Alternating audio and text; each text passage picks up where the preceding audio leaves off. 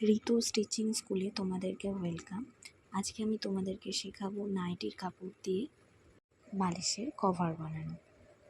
এই ভিডিওটির মাধ্যমে আমি কাটিং বুঝিয়ে দিয়েছি, কিন্তু আমি স্টিচিংটা দেখাতে পারিনি, তার জন্য সরি। ফিতে ফেলে চওড়ার মাপটা দেখিয়েছি এবং লম্বার মাপও দেখিয়েছি। এবার দুটিকে সমান ভাগে ভাগ করে নিয়ে 1/2 ইঞ্চ করে দুদিকে ছাড় দেবে, দিয়ে আর এই যে চওড়ার দিকটা, এটা একটা ফোল্ড, তার উপর আরেকটা ফোল্ড দিয়ে দেবে। একটা সিম্পল বালিশের কভার কমপ্লিট হয়ে যাবে। তোমরা যারা নতুন সেলাই শিখছো তাদের জন্য এটা খুবই সহজ পদ্ধতি বালিশের কভার শেখার জন্য।